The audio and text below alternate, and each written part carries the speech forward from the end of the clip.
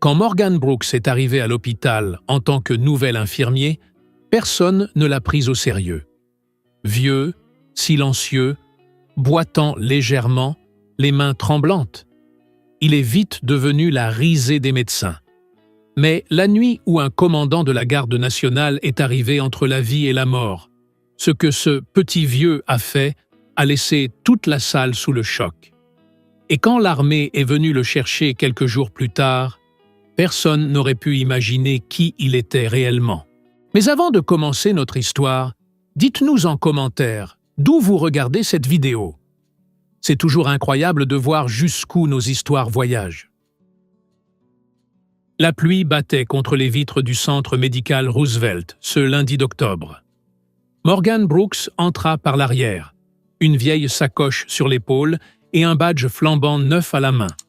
Il avait 61 ans, la peau marquée par le temps et les années de service dans l'armée. Il boitait légèrement de la jambe gauche et ses mains tremblaient subtilement lorsqu'il tenait de petits objets. Il parlait peu. Il n'a jamais été bavard. Dans le couloir du service des urgences, 3 internes discutaient près du poste de soins. Le docteur Chad Whitmore menait la conversation. Blond, yeux clairs, cravate hors de prix et un sourire qu'il avait manifestement répété devant le miroir. Son père était sénateur de l'État. Chad s'assurait que tout le monde s'en souvienne. « Vous avez vu le nouvel infirmier ?» demanda Chad en ricanant. On dirait qu'ils ont recruté dans une maison de retraite. Les 2 autres éclatèrent de rire. Une infirmière plus âgée, Dorothy, leur lança un regard noir, mais ne dit rien. Elle connaissait bien ce genre de personnage. Morgan passa sans un mot. Il rangea ses affaires dans le vestiaire et enfila l'uniforme bleu marine. Chacun de ses gestes était lent, mais précis. Il vérifia l'équipement de la salle de trauma, inspecta les chariots d'urgence, organisa les plateaux chirurgicaux, en silence. « Hé, papy !» lança Chad, adossé au mur, les bras croisés. « Tu sais ce que c'est, un défibrillateur ? Ou tu veux que je te fasse un dessin ?» Morgan le regarda. Ses yeux sombres étaient profonds, fatigués. Il ne répondit pas. Il hocha simplement la tête et continua son travail. « Je parie $500 qu'il ne tient pas une semaine, » dit Chad à ses collègues. Avec ses mains qui tremblent, il peut à peine tenir une seringue. Pendant la semaine, les moqueries continuèrent. Il l'appelait le concierge. Des commentaires sur son âge, sa démarche, son silence. Il ne répondait jamais. Il faisait simplement son travail. Il prenait les constantes, changeait les pansements, aidait les patients avec une patience infinie. Ces derniers l'appréciaient. Les médecins, eux, l'ignoraient. Mais tout bascula le vendredi soir. L'alarme d'urgence retentit à 23h47. 5 ambulances arrivèrent en même temps. Grave accident sur l'autoroute. Un convoi militaire s'était renversé. 6 soldats de la garde nationale blessés. 2 dans un état critique. Le service de trauma s'activa dans tous les sens. Infirmières courant, médecins criant des ordres, brancards fonçant dans les couloirs. Morgan se plaça dans la salle de trauma 1, préparant le matériel à une vitesse surprenante. Ses mains ne tremblaient plus. Le premier soldat arriva. Grave blessure au thorax et à l'abdomen. Chad prit les commandes, aboyant des instructions pendant que l'équipe s'activait. Morgan observait, analysant chaque détail. Le deuxième brancard apporta le commandant de peloton. Sergent Noah Williams, 38 ans, hémorragie sévère au cou. La peau pâle, les lèvres violacées. Il respirait difficilement. « Plaie pénétrante au cou !» cria Chad. « On doit stopper cette hémorragie immédiatement !» L'équipe se mit en action. Chad appuya sur la blessure, ordonna une transfusion O négatif et se prépara à intuber. Tous les regards étaient fixés sur la plaie au cou. Mais Morgan voyait autre chose. Il observait le thorax du sergent. Le côté droit ne se soulevait pas. La trachée déviée vers la gauche. La veine jugulaire distendue. Les lèvres devenant de plus en plus bleues, malgré l'oxygène à plein débit. Pneumothorax sous tension. murmura Morgan. Il s'approcha du brancard. « Docteur, le problème, ce n'est pas le coup, dit-il, d'une voix calme mais assurée. Chad ne le regarda même pas. « Dégage de là, le vieux. Je suis en train de sauver une vie. Mon poumon est en train de s'effondrer. Il faut le décomprimer tout de suite, insista Morgan. « J'ai dit dégage !» hurla Chad. « Les infirmiers ne donnent pas d'ordre ici. » Le moniteur cardiaque s'emballa. La tension chuta. 8 sur 4, puis 7 sur 3. Le sergent était en train de mourir. Morgan n'hésita pas. Il bouscula Chad d'un geste net, utilisant son épaule comme s'il était encore au combat. Chad tomba au sol, abasourdi. « Non mais ça va pas !» hurla Chad. Morgan avait déjà attrapé une aiguille de décompression sur le chariot d'urgence. En un seul mouvement, il palpa le deuxième espace intercostal du sergent, trouva la ligne médioclaviculaire et inséra l'aiguille d'un coup sec. Un sifflement d'air s'échappa. Le moniteur se stabilisa. La tension remonta. Le sergent inspira profondément, ses lèvres retrouvant leur couleur. Son poumon fonctionnait à nouveau. Silence total dans la salle. Tous les regards étaient tournés vers Morgan. Il jeta l'aiguille dans la boîte à objets tranchants et retourna dans son coin, comme si de rien n'était. Chad se releva, rouge de honte et de colère. « Tu viens de signer ton renvoi, espèce d'idiot sénile !» cria-t-il. « Tu m'as agressé. Tu as agi sans autorisation. Je vais te poursuivre, toi et l'hôpital. » Dorothy, l'infirmière senior, s'avança d'un pas. « Il a sauvé la vie de cet homme, Dr. Whitmore. On l'a tous vu. »« Il m'a agressé, » répéta Chad. « Il a violé tous les protocoles. Je veux qu'il soit viré immédiatement. » La direction médicale fut appelée. Une réunion d'urgence fut programmée le lendemain matin. Morgan fut renvoyé chez lui jusqu'à nouvel ordre. Il prit sa sacoche et quitta les lieux sans un mot, boitant dans le couloir désert. Dans la salle de trauma 1, le sergent Williams fut stabilisé et transféré en soins intensifs. Chad revendiqua tout le mérite de la manœuvre, accordant même des interviews à l'équipe sur son « intervention rapide et décisive ». Personne ne le contredit ouvertement. On évitait les problèmes, surtout avec le fils d'un sénateur. Mais Dorothy connaissait la vérité, et elle n'était pas du genre à garder le silence très longtemps. Le samedi s'était levé sous un ciel gris à Denver. Morgan Brooks était assis à la petite table de sa kitchenette, buvant un café noir, le regard perdu par la fenêtre. Il savait ce qui allait arriver. Il avait déjà vu ce scénario, bien trop souvent. Dans les hôpitaux de campagne en Irak, sur des bases militaires en Afghanistan. Toujours la même chose. Hiérarchie, orgueil, des gens qui meurent parce que quelqu'un est trop occupé à protéger son ego. Son téléphone sonna. C'était l'hôpital. Réunion lundi matin à 9 h. Il n'avait pas besoin de demander pourquoi. Au centre médical Roosevelt, l'unité de soins intensifs était en alerte. Le sergent Williams avait passé la nuit dans un état stable, mais il s'était réveillé confus. Il ne cessait de demander après quelqu'un. Un homme plus âgé, noir, celui qui lui avait sauvé la vie. Les infirmières ne comprenaient pas de qui il parlait. Les médecins disaient qu'il était désorienté à cause des médicaments. « C'est le docteur Whitmore qui vous a sauvé, sergent », expliqua une jeune infirmière. « Il a maîtrisé l'hémorragie et stabilisé votre état. » Noah Williams secoua lentement la tête, la voix faible mais déterminée. « Non, il y avait un homme, plus âgé. Il m'a regardé droit dans les yeux. Il savait exactement quoi faire. Où est-il ? Vous devez confondre, monsieur. Vous avez subi un traumatisme grave. Mais Williams n'était pas confus. Il était soldat depuis 20 ans, commandant de peloton. Il avait vu la mort de près, des dizaines de fois. Il savait reconnaître quelqu'un qui connaissait le combat. Et cet homme-là avait des yeux de combattant. Lundi matin, 8 h 30. Morgan entra par la porte principale de l'hôpital.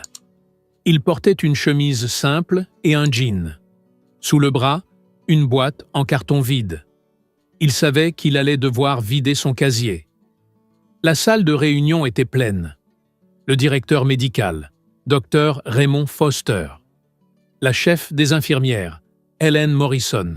Le responsable des ressources humaines, Thomas Baker. Et le docteur Chad Whitmore, assis, les bras croisés, un sourire satisfait aux lèvres. « Monsieur Brooks, asseyez-vous, je vous prie », dit le docteur Foster en ajustant ses lunettes. Morgan s'assit. « Nous devons parler de ce qui s'est passé vendredi soir. Nous avons reçu une plainte officielle du docteur Whitmore. Il affirme que vous l'avez agressé physiquement pendant une intervention d'urgence et que vous avez agi hors de votre champ de compétences. Ce sont des accusations sérieuses. »« J'ai sauvé la vie d'un homme, » répondit Morgan, sa voix basse mais claire. « Vous avez bousculé un médecin et pratiqué un acte médical invasif sans autorisation, » l'interrompit Thomas Baker. « Cela viole au moins 5 règlements de l'hôpital et peut être considéré comme une agression. Ce patient était en train de mourir, » poursuivit Morgan. « Pneumothorax sous tension. Il avait, au mieux, 90 secondes avant un arrêt cardiaque. Il n'y avait pas de temps pour demander la permission. »« Ce n'est pas une excuse pour la violence, » dit Chad, se penchant en avant. « Tu m'as fait tomber par terre comme un chien, devant toute l'équipe. Tu m'as humilié et tu as mis un patient en danger avec ton comportement irresponsable. » Morgan le regarda, ses yeux sombres, fatigués, qui avaient vu des choses que Chad ne verrait jamais. « Si je n'avais pas agi, il serait mort. Et vous auriez dû expliquer à sa famille pourquoi vous avez ignoré les signes évidents d'un poumon effondré. » Chad frappa la table. « Tu n'as pas les compétences pour juger ça. Tu n'es qu'un infirmier, un vieil infirmier tremblant, incapable de tenir un plateau correctement. »« Ça suffit, » dit le docteur Foster en levant la main. « Monsieur Brooks, nous comprenons que vos intentions étaient bonnes, mais les règles existent pour une raison. Vous ne pouvez pas bousculer un médecin et pratiquer des gestes médicaux sans supervision. Nous mettons fin à votre contrat avec effet immédiat. Vous pouvez récupérer vos affaires. » Morgan ne protesta pas. Il acquiesça simplement, se leva et quitta la pièce. Il alla vider son casier, une photo décolorée de sa femme, décédée 5 ans plus tôt, un vieux livre sur la médecine de guerre, une broche de l'armée qu'il ne portait jamais. Il rangea tout dans la boîte et sortit par la porte de service. La pluie était de retour. Il attendit le bus, la boîte sur les genoux, regardant la circulation passer. 61 ans. Vétéran de guerre. Médecin de combat décoré. Et maintenant, licencié pour avoir sauvé une vie. Il sourit tristement. Certaines choses ne changent jamais.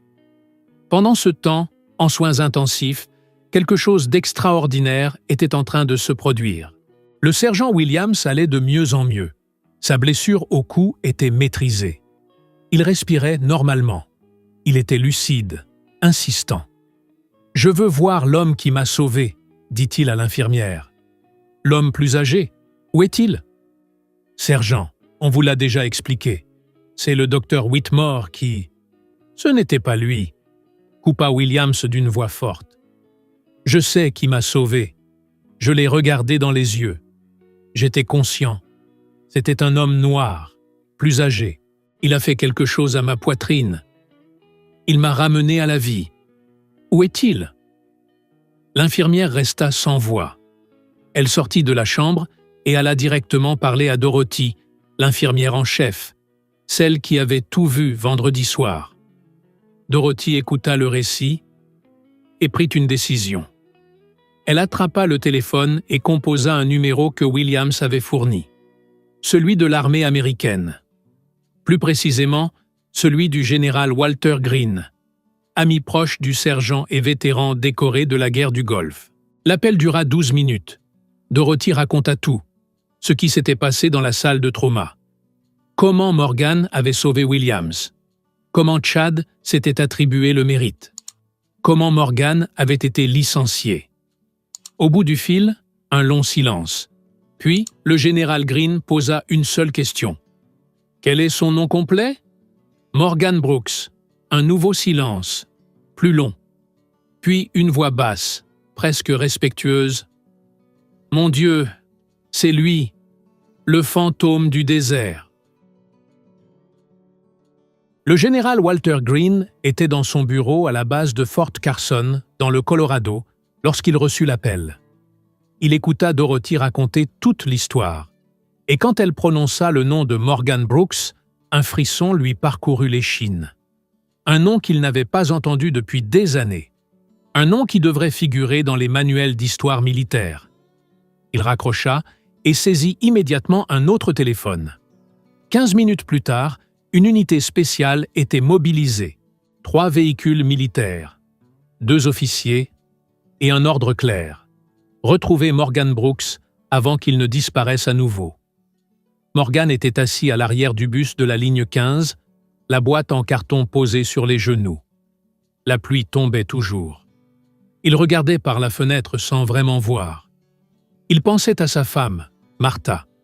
Elle disait souvent qu'il avait le don d'être au bon endroit, au bon moment, mais aussi celui de ne jamais être reconnu pour ça. Le bus s'arrêta à un feu rouge. Morgan ne remarqua même pas les 3 véhicules militaires qui s'étaient positionnés autour. Un 4x4 devant, une camionnette sur le côté, un autre 4x4 derrière. Tous portaient les plaques officielles de l'armée. Le chauffeur du bus fronça les sourcils quand les militaires lui firent signe de se ranger. Il s'exécuta et s'arrêta au bord de la chaussée. Les portes des véhicules s'ouvrirent. Des hommes et des femmes en uniforme en descendirent. Et puis un homme grand, aux cheveux gris, l'uniforme couvert de décorations, monta dans le bus. Le général Walter Greene remonta l'allée centrale, regard scrutateur. Et puis, il le vit. Assis tout au fond, tenant une boîte de carton, Morgan Brooks. « Soldat Brooks » dit le général, d'une voix ferme qui résonna dans le silence du bus. Morgan leva les yeux. Il reconnut l'uniforme, reconnut les étoiles. Mais il ne reconnut pas l'homme. Pas tout de suite. « Général » répondit Morgan sans se lever. « Vous savez qui je suis » demanda Greene. « Je sais que vous êtes général, monsieur. » Greene sourit. « Fallujah. 2004. Vous avez sauvé 23 hommes lors d'une embuscade. J'étais l'un d'eux. À l'époque, j'étais capitaine Greene. Vous m'avez porté sur 400 mètres en pleine zone de tir. J'avais des éclats dans les poumons. Vous avez pratiqué une décompression avec un couteau et un stylo, faute de matériel. Je suis en vie, grâce à vous. » Morgan ferma les yeux un instant. Des souvenirs anciens, de la poussière, du sang, des cris. Il avait tenté d'oublier pendant des années. « Je n'ai fait que mon devoir, monsieur. »« Vous avez fait bien plus que cela, » répondit Greene. « Vous êtes une légende vivante, Dr. Brooks. 3 Bronze Stars, une Silver Star, un Purple Heart, le médecin de guerre le plus décoré de sa génération. On vous appelait le fantôme du désert, parce que vous apparaissiez de nulle part, sauviez des vies, puis disparaissiez à nouveau. » Les autres passagers du bus écoutaient en silence. Certains avaient déjà sorti leur téléphone et commençaient à filmer. « C'était il y a longtemps, » dit Morgan à voix basse. « Je ne suis plus cet homme. »« Vous avez sauvé le sergent Williams vendredi, » poursuivit Greene. « De la même façon que vous m'avez sauvé en 2004. Vous avez vu ce que personne d'autre n'a vu. Vous avez agi quand tout le monde hésitait, et on vous punit pour ça. » Morgan ne répondit pas. « Je suis venu avec une proposition, » dit Greene. « Revenez avec moi à l'hôpital, pas comme infirmier, mais comme ce que vous avez toujours été, un héros, un mentor, un exemple. Ils ne veulent pas de moi là-bas, général. Ils ne savent pas qui vous êtes, mais ils vont le savoir maintenant. » Greene lui tendit la main. « L'armée n'oublie pas ses héros, Dr. Brooks, et on ne va pas vous laisser être traité de cette manière. Venez avec moi, s'il vous plaît. » Morgan regarda la main tendue. puis la boîte de carton sur ses genoux, puis la vitre mouillée. Et enfin, lentement, il serra la main du général. « Juste pour aujourd'hui, » dit-il. « Juste pour aujourd'hui, » confirma Green, sachant que c'était faux. Sachant que Morgan Brooks ne pourrait jamais tourner le dos à une vie qu'il était né pour mener. Ils descendirent du bus ensemble. Les militaires formèrent une escorte. Le général conduisit Morgan jusqu'à l'un des véhicules et ouvrit la porte arrière. À l'intérieur, soigneusement posé sur le siège, se trouvait un uniforme. L'uniforme de major de l'armée des États-Unis, avec toutes les décorations que Morgan avait reçues, des médailles qu'il n'avait jamais portées, qu'il avait gardées dans une boîte au fond d'un placard. « Comment avez-vous obtenu ça ?» demanda Morgan. « J'ai passé quelques coups de fil », répondit Green en souriant. « Vous êtes toujours techniquement dans la réserve, Dr. Brooks. Vous n'avez jamais été officiellement retiré. Et un major de l'armée n'a pas besoin de l'autorisation d'un médecin arrogant pour faire ce qui est juste. » Morgan regarda l'uniforme, effleura les médailles du bout des doigts. Et, pour la première fois depuis des années, quelque chose changea en lui. Ce n'était pas de la fierté, c'était la mémoire, le souvenir de l'homme qu'il avait été, de celui qu'il pouvait encore redevenir. « Enfilez-le, » dit Green, « et allons montrer à cet hôpital qui a vraiment sauvé le sergent Williams. » Au centre médical Roosevelt, Chad Whitmore donnait une interview à un journal local sur le sauvetage héroïque. Il posait pour les photos, souriait aux caméras. Son père, le sénateur, était à ses côtés, fier comme un pont. Personne ne remarqua les 3 véhicules militaires se garer devant l'entrée principale. Personne ne vit le général et ses officiers pénétrer dans le hall. Personne ne comprit ce qui se passait, jusqu'à ce qu'il soit trop tard. Et quand Morgan Brooks entra dans l'hôpital, vêtu de son uniforme militaire complet, les médailles brillant sur sa poitrine et le général à ses côtés, le monde entier s'arrêta pour regarder. Le hall du centre médical Roosevelt était aussi animé que d'habitude en ce lundi après-midi. Des patients attendaient leur rendez-vous. Des familles rendaient visite à leurs proches. Le personnel allait et venait entre les étages. Mais lorsque les portes principales s'ouvrirent et que le général Walter Green entra, suivi de 4 officiers de l'armée et d'un homme en uniforme couvert de médailles, tout s'arrêta. Morgan Brooks marchait toujours avec la même démarche boitillante. Mais quelque chose avait changé. La posture, le menton relevé, l'uniforme impeccable, les décorations brillantes sous les lumières du plafond. Et surtout, sur sa poitrine, un badge rare. Chirurgien de champ de bataille. Des chuchotements s'élevèrent dans la foule. Des téléphones se levèrent. Une vieille dame se mit à applaudir. Puis une autre personne. Puis une autre encore. En quelques secondes, tout le hall était debout, applaudissant. Morgan ne sourit pas. Il avançait simplement, le regard droit, le général à ses côtés, les officiers en arrière. Une marche silencieuse à travers l'hôpital. Au 2e étage, le docteur Raymond Foster, directeur médical, était dans son bureau quand sa secrétaire fit irruption. « Docteur, des militaires sont dans l'hôpital, un général, et ils montent. » Foster fronça les sourcils. « Des militaires? Pourquoi ?» Mais avant qu'elle puisse répondre, la porte s'ouvrit brusquement. Le général Green entra sans frapper. Morgan le suivait. « Général Walter Green, armée des États-Unis », se présenta-t-il. « Voici le major Morgan Brooks, médecin de combat décoré et réserviste actif. » Foster les regarda, visiblement perdu. « Excusez-moi, général, mais je ne comprends pas. Vous avez renvoyé cet homme ce matin, » déclara Green d'une voix tranchante comme une lame, « pour avoir sauvé la vie de l'un de mes soldats. » Il y a eu une plainte formelle. Il aurait agressé un médecin? Il a sauvé le sergent Noah Williams d'une mort certaine causée par de l'incompétence médicale, coupa Green.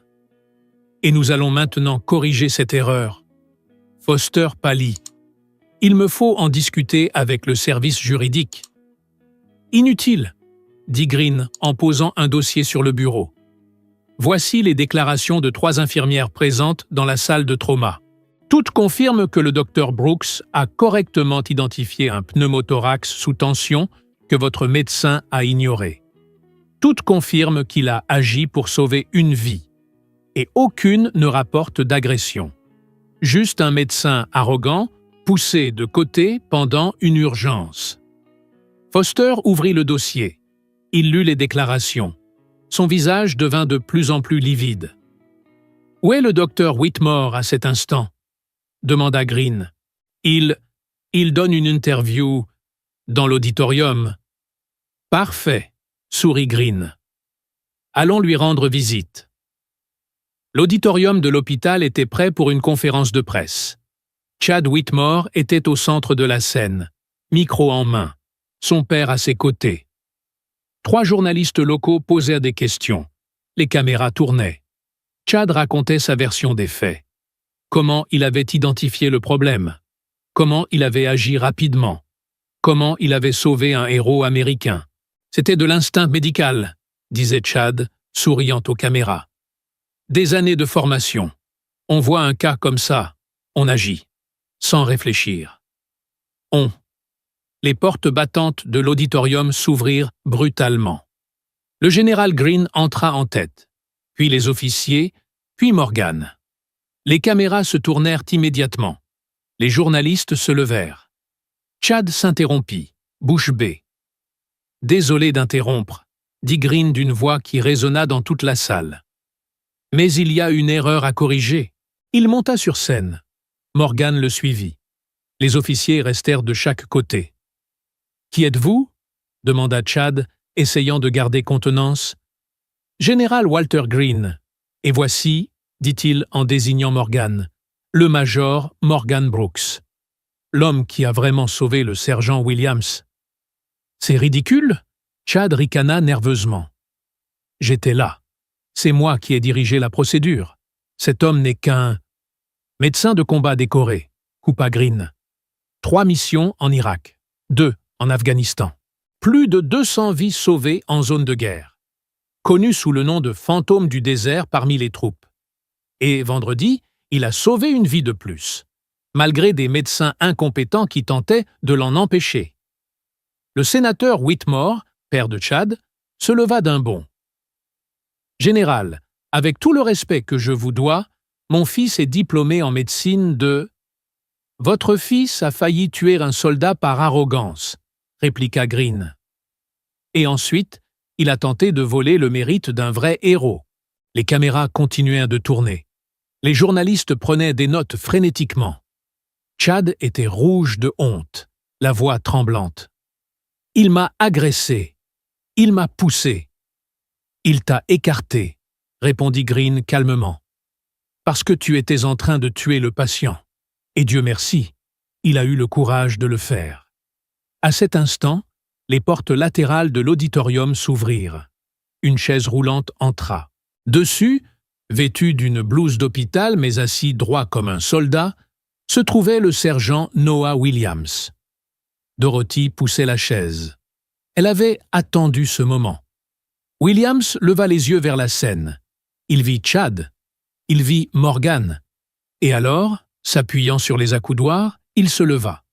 Avec difficulté, dans la douleur. Mais il se leva. Droit. Aussi fier qu'il le pouvait. Et il salua. Pas Chad. Pas le général. Morgan.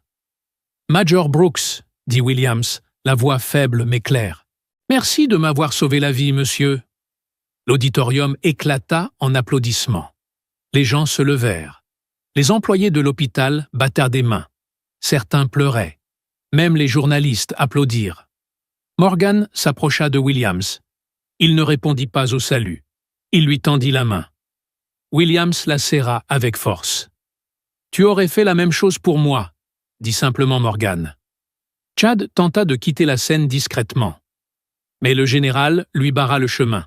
« Docteur Whitmore, je vous suggère de suivre une formation en humilité avant de toucher à un autre patient. Dans les jours suivants, l'histoire fit le tour des réseaux sociaux. Les vidéos de l'auditorium devinrent virales. Les journaux nationaux couvrirent l'affaire. Le Centre médical Roosevelt publia un communiqué officiel présentant ses excuses à Morgan Brooks et lui proposant un poste permanent en tant que coordinateur de la formation en médecine d'urgence. Morgan accepta, mais à une condition. Il ne voulait pas de bureau, pas de titre. Il voulait travailler dans la salle de trauma, enseigner aux internes, montrer ce qui comptait vraiment. Le docteur Chad Whitmore démissionna avant d'être officiellement renvoyé. La rumeur disait qu'il avait ouvert une clinique esthétique à Aurora, injection de botox et de produits de comblement. Mais il ne toucha plus jamais à une urgence. On disait aussi qu'il évitait le centre médical Roosevelt comme la peste. Et qu'il regardait toujours par-dessus son épaule, de peur de voir cet homme en uniforme entrer par la porte. 6 mois plus tard, Morgan était dans la salle de trauma, enseignant à un groupe de nouveaux internes. Il montrait comment identifier un pneumothorax, comment agir vite, comment faire confiance à son instinct, même quand l'autorité vous dit le contraire. La médecine n'est pas une affaire de hiérarchie, disait-il, les mains toujours un peu tremblantes, mais la voix assurée. C'est une affaire de vie ou de mort. Et parfois, sauver une vie signifie écarter quelqu'un. Même si ce quelqu'un est votre supérieur. Même si ça vous coûte votre emploi. Parce qu'au final, la seule chose qui compte, c'est que le patient rentre chez lui vivant. Les internes écoutaient en silence. L'un d'eux leva la main. « Dr Brooks, comment savez-vous quand il faut désobéir aux ordres ?» Morgan réfléchit un instant, puis répondit « Quand vous regardez quelqu'un dans les yeux, quelqu'un qui est en train de mourir, vous le savez. Et à ce moment-là, les règles ne comptent plus. Ce qui compte, c'est faire ce qui est juste. » À la fin de son service, Morgan sortit par la porte de service comme à son habitude. La pluie était de retour, mais cette fois, il n'était pas seul. Dorothy était là, fumant une cigarette, même si elle n'avait pas le droit. « Beau boulot aujourd'hui, docteur, » dit-elle. « J'ai juste fait mon travail, » répondit-il. « C'est toujours ce que disent les héros, » sourit-elle. Morgan secoua la tête, mais il sourit aussi. Un petit sourire, fatigué, mais sincère. Et quand le bus arriva, il monta à bord, s'assit à sa place habituelle, au fond, posa son sac sur les genoux et regarda par la vitre mouillée. 61 ans. Vétéran de guerre, médecin de combat, héros, enseignant. Et enfin, après tant d'années, reconnu pour ce qu'il avait toujours été. Un homme qui sauve des vies, pas pour les applaudissements, ni pour la gloire, mais simplement parce que c'est la bonne chose à faire. Si cette histoire vous a touché, laissez un commentaire pour nous dire ce qui vous a le plus marqué. Likez la vidéo pour diffuser ce message et partagez-la avec quelqu'un qui a besoin de se rappeler que faire ce qui est juste ne se démode jamais.